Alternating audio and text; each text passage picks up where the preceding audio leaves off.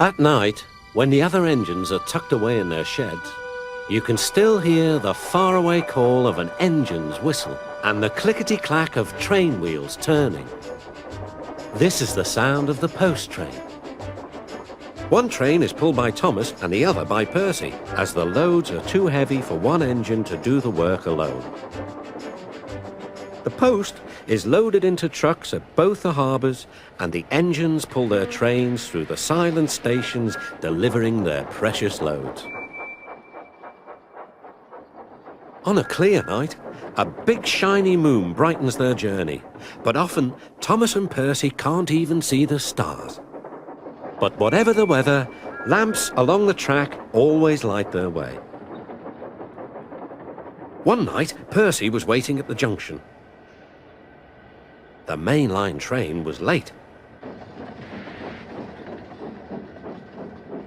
At last, Henry arrived. "Sorry," he puffed. "The mail boat from the mainland was delayed." "Come on, Percy," said his driver. "Let's make up for lost time." Percy puffed along as quickly as he could, but the sun was already rising as he finished his work. "Never mind," thought Percy. "It's nice to be up and about when it's the start of a new day and there's no one else around." Percy was not alone for long. "Bother," said Percy. "It's that dizzy thing, Harold." "Good morning," whirred Harold. "I always said that railways were out of date, but you're so slow with the post, you should give everyone their stamps back. Post haste." Percy was too tired to explain. "Bird brain," he muttered. "Good morning, Percy," called Duck. "You're up early this morning?"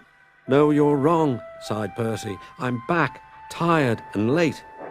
He rolled into the shed and fell asleep almost before his buffers touched the bar. His driver decided to set off early that evening. Thomas was waiting at the station.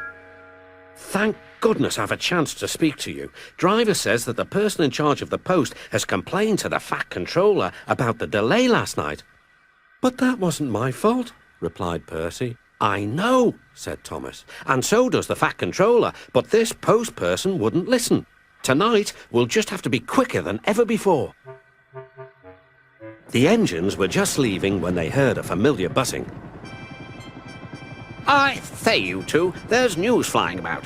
"Where?" puffed Percy crossly. "All over the place," buzzed Harold.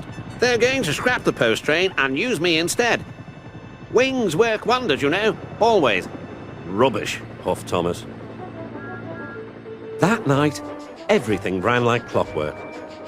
Thomas and Percy steamed through the stations, making good time everywhere they went.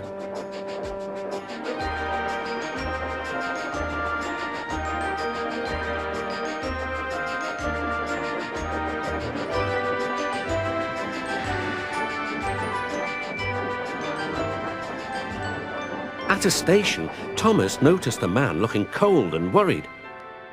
He had missed his train home. "We can give you a ride," said Thomas's driver, "but it'll be rather uncomfortable." "Thank you," said the man. "Anything's better than sitting here." The next afternoon, Percy passed the airfield and saw Harold. "Hello, Lazy Wings. Are you too tired to fly today?" "The wind's too strong," grumbled Harold.